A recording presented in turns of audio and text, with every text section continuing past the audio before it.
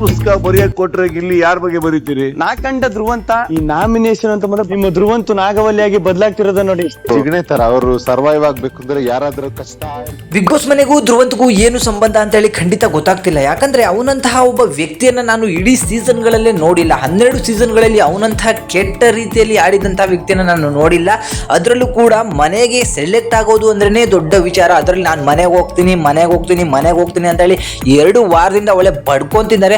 ಇಂತಹ ವೇಸ್ಟ್ ಕ್ಯಾಂಡಿಡೇಟ್ಗಳನ್ನ, ಇಂತಹ ವೇಸ್ಟ್ ಕಂಟೆಸ್ಟೆಂಟ್ಗಳನ್ನ ಯಾಕೆ ಬಿಗ್ ಬಾಸ್ ಮನೆಗೆ ಕರ್ಕೋತಿರೋ ಖಂಡಿತ ಗೊತ್ತಿಲ್ಲ.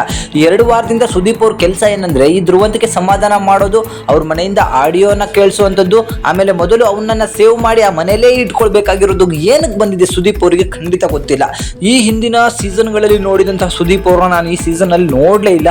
ಒಂದು ವೀಕೆಂಡ್ ಅಲ್ಲೂ ಕೂಡ ಅವರನ್ನ ಆ ರೀತಿಯಲ್ಲಿ ನನಗೆ ನೋಡೋಕೆ ಸಿಗ್ಲೇ ಇಲ್ಲ.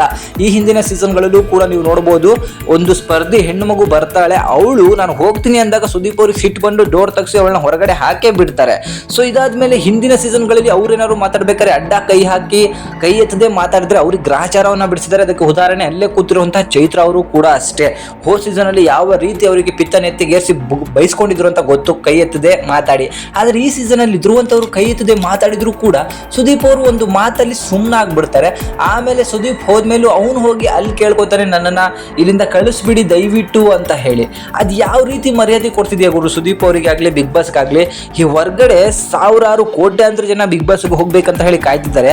ಅವರನ್ನ ಬಿಟ್ಟು ಇಂತಹ ಸಿಳ್ಳೆ ಪಿಳ್ಳೆ ವೇಸ್ಟ್ ಕ್ಯಾಂಡಿಡೇಟ್ಗಳನ್ನ ತಂದು ಬಿಗ್ ಬಾಸ್ ಮನೆ ಒಳಗೆ ಬಿಟ್ಟು ಅಂಥವ್ರನ್ನೇ ಮೊದಲು ಸೇವ್ ಮಾಡ್ತೀರಾ. ಅವ್ರ ಮನೆಯಿಂದ ಒಂದು ಕಾಲ್ ಬಂದು ಅವ್ರು ಅಲ್ಲೇ ಇರಬೇಕು ಅಂತ ಹೇಳಿ ಒತ್ತಾಯ ಮಾಡಿಸಿ ಅವ್ರನ್ನ ಒಳಗಡೆ ಇಟ್ಕೋತಿದ್ದೀರಲ್ಲ.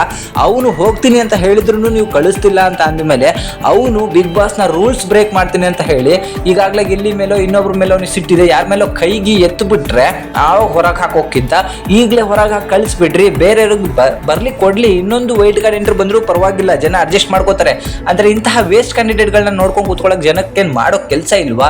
ದಯವಿಟ್ಟು ಇಂಥವ್ರನ್ನ ಸೆಲೆಕ್ಟ್ ಮಾಡೋಕ್ಕಿಂತ ಮುಂಚೆ 100 ಬಾರಿ ಯೋಚನೆ ಮಾಡಬೇಕಾಗತ್ತೆ. 2 ವಾರದಿಂದ ನೋಡ್ತಿದ್ದೀವಿ, ಬರೀ ಅವ್ನು ಬಾಯಲ್ಲಿ ಬರ್ತಿರೋ ನಾನು ಕಳಿಸ್ಬಿಡ್ರಿ. ಏನು ಕಳೆ ಕೀಳಕ್ಕ ಇಲ್ಲಿ ಮನೆಗೆ ಬಂದಿರೋದು? ಬರಬೇಕಾದ್ರೆ ಜ್ಞಾನ ಇರಬೇಕಿತ್ತು, ನನಗೆ ಹೀಗೆ ಮಾತಾಡ್ತಾರೆ, ನಾನು ಹೇಗಿರಬೇಕು ಹಾಗಿರಬೇಕು ಅಂತ ಹೇಳಿ. ಇಂಥವ್ರನ್ನ ಇಟ್ಕೊಂಡಿರೋದು ತೀರಾ ವೇಸ್ಟ್ ಅಂತ ಹೇಳಿಸ್ತು. ಬಟ್ ಈಗ ಬಿಟ್ಟಿರುವಂತಹ ಪ್ರೋಮೋದಲ್ಲಿ ಗಿಲ್ಲಿ ಅವರು ಎಲ್ಲರ ಬಗ್ಗೆ ಒಂದೊಂದು ಪುಸ್ತಕಗಳನ್ನು ಬರೆದಿದ್ದಾರೆ. ಇದೊಂದು ಕಾಮಿಡಿ ಆದಂತಹ ಪ್ರೋಮೋ ಆಗಿತ್ತು. ಸೊ ಸುದೀಪ್ ಅವರು ಸಿಕ್ಕಾಪಟ್ಟೆ ಎಂಜಾಯ್ ಮಾಡ್ತಿದ್ದಾರೆ. ಸೊ ಈ ಪ್ರೋಮೋದ ಬಗ್ಗೆ ಬಿಟ್ಟು ಈ ಧ್ರುವಂತ ಬಗ್ಗೆ ನಿಮಗೇನು ಅನ್ಸುತ್ತೆ ಅದನ್ನು ದಯವಿಟ್ಟು ಕಮೆಂಟ್ ಮುಖಾಂತರ ತಿಳಿಸಿ. ನನಗಂತೂ ಸಿಕ್ಕಾಪಟ್ಟೆ ಇರಿಟೇಷನ್ ಅನ್ನಿಸ್ತಾನೆ. ಆ ಮನುಷ್ಯ ಯಾಕೆ ಹೀಗೆ ಮಾಡ್ತಿದ್ದಾರೋ ಖಂಡಿತ ಗೊತ್ತಿಲ್ಲ. ಲೈಕ್, ಶೇರ್, ಸಬ್ಸ್ಕ್ರೈಬ್ ಮಾಡ್ಕೊಳ್ಳಿ. Thank you.